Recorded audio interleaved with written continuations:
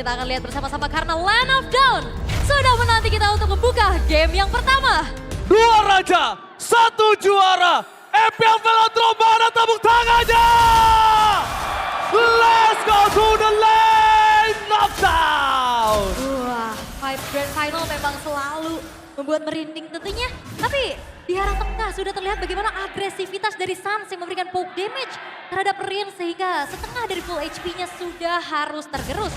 Sementara itu Wonder dan River sudah mulai dikuasai juga oleh Onyx. Dan ini dia keuntungan Keyboy dengan Kalea. Dengan kondisi dia bisa melakukan cover atau melakukan inisiat terhadap Suns. Dan yang belumnya Waduh, kalau kita lihat ini Kairi bakal coba untuk di-poke dulu ya. Oh, Kairi jangan sampai terbakar. Satu poin kill bisa didapatkan. Retribution bahkan harus dikeluarkan.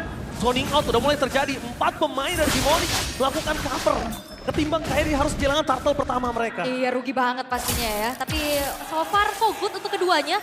Tabrakan dari Setsujin juga udah mulai coba untuk mengganggu. Keyboy tapi belum punya Tsunami Slam, itu tidak mungkin cukup untuk dia melakukan team fight. Reset adalah sebuah jawaban atas hampir kehilangan Kairi. Ngeri banget ya, kayak ngelihat sama-sama nyebrang juga ke area jungle-nya. Seperti biasa kalau kita ngintip juga, gitu. Tapi Idol, walaupun sekalipun di-commit, dia butuh damage tambahan.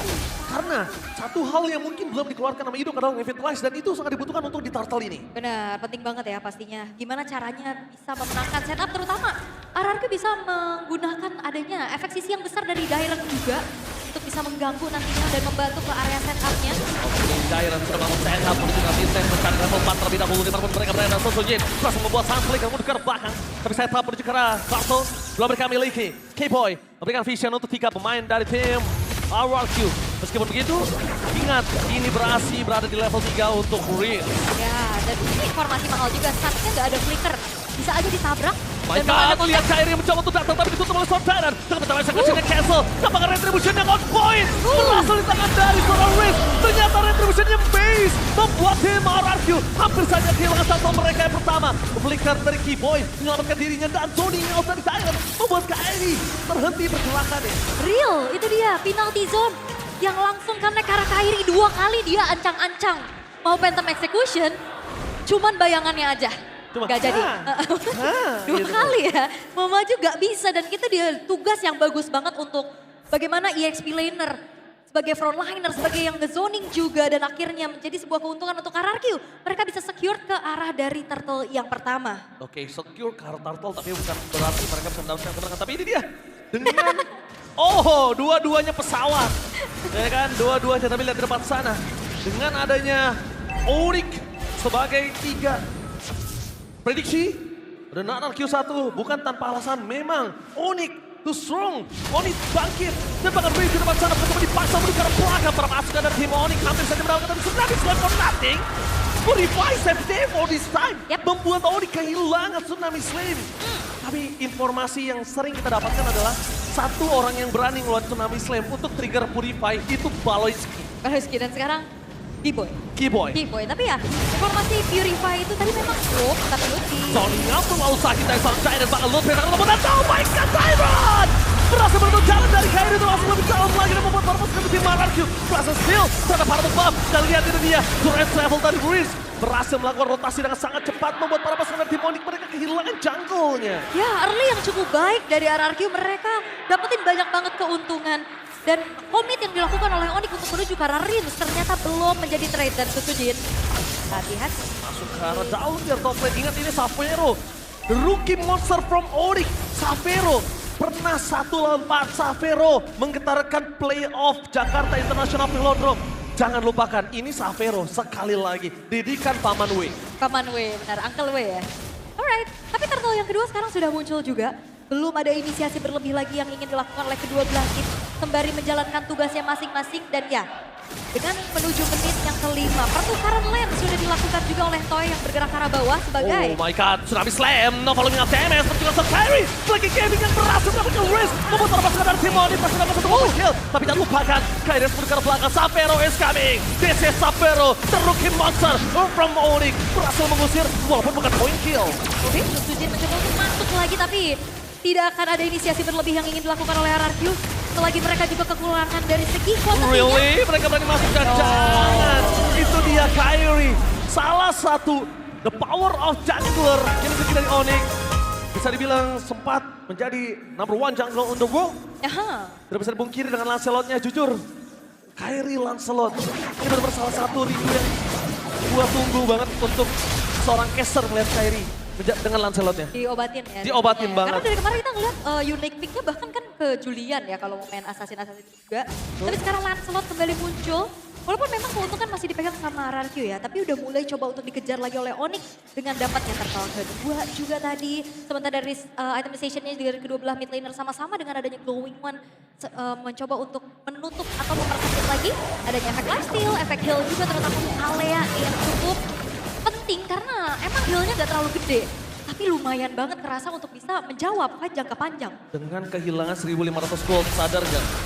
Apa tuh? RRQ harusnya lebih aware. Mereka memang unggul, tapi lihat gimana cara Onyx nge-handle laning mereka. Bahkan 1.500 gold ini sangat tidak ada artinya untuk para pasukan dari tim Onyx. Gold is just number. Yap, tapi... Lihat, invasinya nggak terlalu menyeramkan untuk 1.500 gold di early. Iya ya, masih agak coba untuk sedikit menahan juga, nggak mau yang terlalu agresif. Tapi RRQ mereka punya keuntungan yang cukup banyak dari segi draft yang mereka bawakan. Macro play, Louis dan juga Moskov ini bakal jadi PR nantinya. Apalagi kalau misalkan Onyx dalam keadaan yang tertekan. Lane jauh ini bakal susah banget pastinya nantinya untuk dikontrol. Oke, problem utama yang dimiliki dari Onyx adalah mereka jangan sampai termakan dengan delay waktu yang diberikan oleh RRQ untuk Toy. Toy diberikan delay waktu yang sangat banyak untuk membawa game ini menuju ke mid to the late game. Minimal banget ada di late game. Karena itu Toy baru bisa untuk team fight. Karena dari tadi early game, no Toy. Dan teorinya kalau kita ngelihat ya, RRQ kan menjalankan match lebih banyak ya. Karena kan mereka sempat turun juga ke lower bracket. Yes. Dan mereka belajar banyak banget nih. Terlihat bagaimana mereka mengontrol sekali dari hype yang dibawa walaupun unggul, tapi agak sedikit ketahan jadinya. Betul banget. Jadi bisa jadi plus dan minus soalnya. Betul banget. Lihat menuju ke arah Turtle. Arah pasukan dari Team Onyx telah memberikan vision yang sangat jelas. Mencoba untuk melakukan sedikit delay supaya Kairi bisa mendapatkan para pembuat terlebih dahulu. Bahkan Sapphire sampai turun gunung untuk membantu team fight. Didok ditutup jalan untuk bisa maju. Tapi sebenarnya masalah utama mereka ada di Dairen. Jangan sampai Dairen melakukan zoning out. Kairi masih mencoba mobil ke arah Turtle. Dan Turtle yang kedua dapat jalan pada pasukan dari Team Onyx. Luti masuk terlalu dalam. Jangan sampai Luti mengeluarkan flickernya untuk defensif. Dan didapat sana. Para pasukan dari Team Onyx mencoba dibalikan kembali ke arah depannya Tsunami Slam. Keyboy! Right at the moment. Berhasil mendapatkan satu momentum terhadap Sujin. Tapi Sujin ter-take down. Membuat para pasukan dari Team Onyx. Mereka mendapatkan 2 poin kill yang sangat mahal. Itu dia. Kairi dengan Lancelotnya. Dengan pertama kecil. One last hit dan Kairi! Bermain dengan puncher. And following up from Keyboy. Merubah segalanya. Untung total untuk Onyx. Oke, dan walaupun memang agak ke-distract sedikit ya dengan adanya dorongan dari Toy itu sendiri. Tapi team fight 5 versus 5. Onyx sangat-sangat kuat dengan banyaknya sisi yang mereka bawakan. Dan sabarnya juga Keyboy membuka Tsunami Slam. Terpancing untuk Sujin untuk bisa menumbangkan Lutfi. Right in the moment. Tapi ragu banget untuk tim RRQ untuk bisa melakukan kontes. Maju-maju atau mundur-mundur hingga Dairen dengan tidak ada penalty zone yang keluar tadi. Ketahan ya. Ketahan, dia tidak bisa mengeluarkan. Dan kondisi di sana kita tahu Keyboy memiliki Tsunami Slam. Jadi Sujin itu melakukan kesalahan yang cukup fatal kalau saya bilang. Alright. Dengan modal ya, dengan set power X. Mengejar Kairi, yakin dari 1.000 orang dan Kairi penalty zone for nothing. Itu dia, dari sekian banyak orang mengejar Kairi menjadi sebuah prioritas. Sebuah pertanyaan yang cukup besar untuk tim RRQ. Oke, upaya objektif mungkin yang ingin dilakukan oleh RRQ juga. Mengusir Kairi untuk tidak memberikan adanya power clear di arah bawah. Sehingga sebuah healer turret berhasil untuk dikantongi juga. Walaupun memang akhirnya ada upaya yang dilakukan oleh Sapphire di arah atas dan pencurian terhadap satu buah purple buff. Tapi dibalik Sujin dengan sifatnya dia yang dingin, karakternya yang menyeramkan. Tapi ternyata agresivitas ada di dalam dirinya. Galak ya. Dari hari kemarin, walaupun dia turun sama Onyx. Tapi itu karena keganasan debakan Keyboy. Dengan Tsunami Slam, tanpa following up damage. Mencoba untuk berubah badan, bahkan Comet. Dengan flicker yang dikeluarkan. Komennya sangat baik, tapi ini dia Sapphire. Mencoba mendapatkan risk, damage terlalu besar. Levi kelas depan sana, belum bisa mendapatkan poin kill. Tapi Sapphire, the rookie monster from Onyx. Membalikan semua kanan demi dari tim RRQ. Bahkan seakan-akan Dairen tidak memiliki daya power untuk bisa bertahan. Dengan damage yang cukup kuat. Kairi masih mau lebih. Mencoba untuk melakukan sedikit distraction. Tapi Lord terbuka dengan sangat bebas. Sapphire, itu dia. Satu sosok rookie yang begitu bersinar untuk kali ini. Terbuka kesempatan untuk Onyx secure menuju ke arah Lordnya. Dan PR-nya adalah ini gak ada stopper pasti untuk bisa menghentikan laju Lancelotnya Kairi. Betul sekali, mereka tidak punya stopper pasti.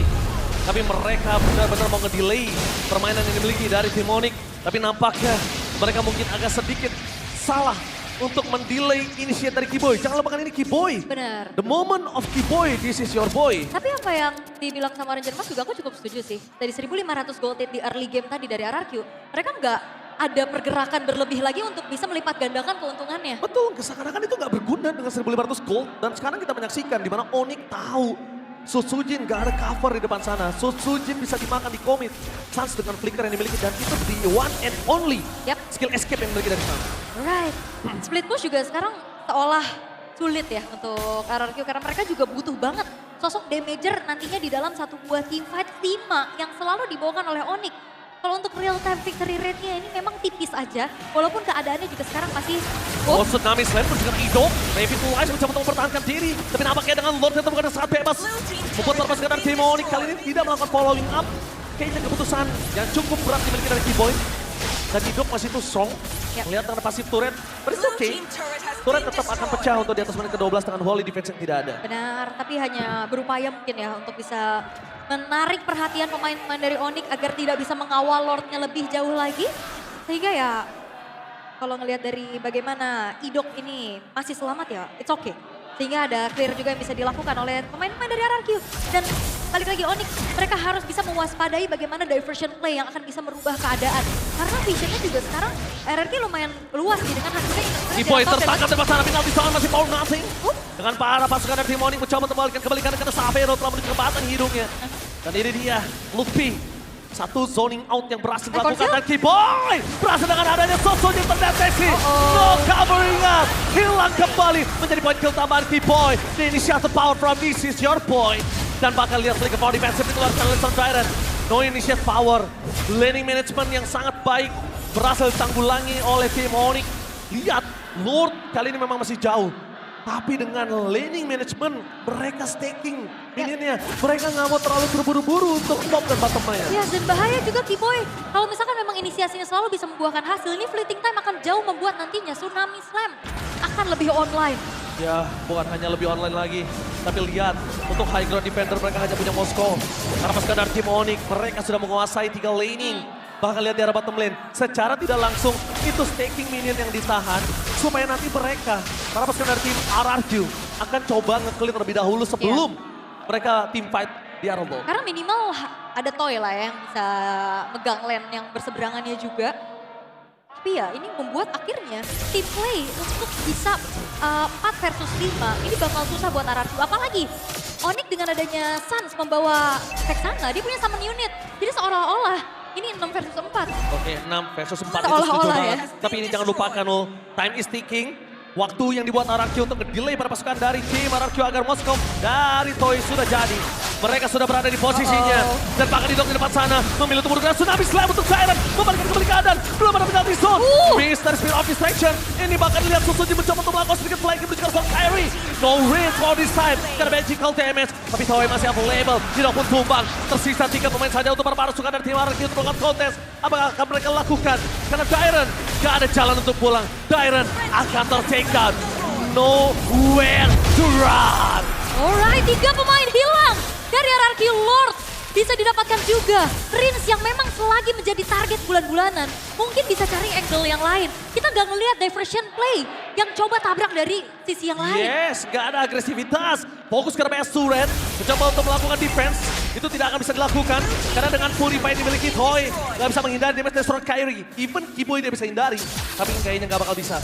Dan sekarang Idok butuh di garis depan bersama dengan Dairon. Alright, dan sekarang pemain ke-7 berarti dari Onyx sudah mulai akan dikawal menuju ke arah tengah. Menuju ke PS Turret, mulai masuk ke arah belakang. Kiboy di depan sana, dapatkan Kiboy! Tsunami Slam untuk Tyrant. Kalau lihat damage yang sangat besar dari Toy, tapi fokus ke arah base tidak ada yang melakukan following up dari seorang Onyx. Dan pada pasukan dari tim Onyx mereka memilih menuju ke arah belakang. Kehilangan Kiboy dan Pak Lepe. Gak boleh masuk lebih dalam lagi. PS Turret tidak bisa dipendung. Membuat pasukan dari tim RRQ. Mereka berhasil menukar Kiboy dengan Tyrant. Setidaknya at least invasi menuju ke arah PS Turret mereka hindarkan. Yes, dan mereka coba untuk hanya menjalankan pengawalan terhadap satu lane aja. Dan tengahnya masih bisa ditahan sehingga RRQ tidak mengalami kerugian yang terlalu banyak setelah munculnya Lord tadi. Base turret top dan bottomnya masih cukup terjaga. Dan Onyx mereka harus kembali men-set up bagaimana untuk bisa mendobrak lini pertahanan dari RRQ. Dan perlahan-lahan RRQ tinggal sabar aja. Gimana caranya mereka bisa mendapatkan momentum, bisa pick off satu. Itu bakal menjadi sebuah titik balik juga untuk mereka. Walaupun memang kalau kita ngelihat dari segi goldnya terpaut cukup jauh di angka 5.000. Butuh beberapa pick off yang bisa dimanfaatkan oleh RRQ. Satu hal yang paling mahal yang dibuat Onyx adalah mereka nge-shutdown Dairon. Dairon totally offline dengan Erisla powernya. Ya. Totally offline. Karena gak ngelihat sama sekali penalty zone yang on point. benar, karena Dairon juga satu-satunya mungkin ya yang bisa bener-bener nge-lock Kairi. Yes. Kayak tadi kita lihat di Turtle 1 kan, itu Kairinya susah banget buat Cascale. Ido, dia target belakang mereka, yaitu Toy dan Kairi. Bahkan dengan retributionnya berhasil didapatkan. Dan saat follow-nya damage, fokus menunjukkan depan termasukkan dari tim RRQ. Belum ada yang berani melakukan follow-nya damage. Karena damage yang mereka miliki cuma dari Toy. Reed sekalipun gak bisa berbuat banyak. Tapi lihat, dengan adanya surprise tambah ada Kiboy! Menutup jalan para pasukan dari tim Onyx. Dengan tsunami slam yang dibuat membuat para pasukan dari tim RRQ kehilangan race. Ternyata flanking gamingnya gagal. Toy free hit dari belakang. Target utama mereka, Savero lihat target utamanya. Toy versus Savero. Gak ada jalan untuk pulang. Dan tertakedown. One last man standing. Oleh Sosojin dan Nene Bantana. Alright, dan kali ini hanya menyisakan Sujin. Apakah mampu untuk bisa bertahan? Gak akan mampu. Peston bukan saat bebas. Susujin gak ada jawaban untuk melakukan defense. Sang Raja Langit. Take the game one. Satu kesempatan diversion yang ternyata terbaca. Kiboy berhasil untuk bisa menutup macro play juga dari RRQ. Dan game yang pertama di Grand Final menjadi milik Onyx. Absolutely. MVP untuk gamenya kali ini. Kiboy kalau menurut saya. Setuju. Kiboy, dia tutup gameplay dari tim RRQ. Kiboy.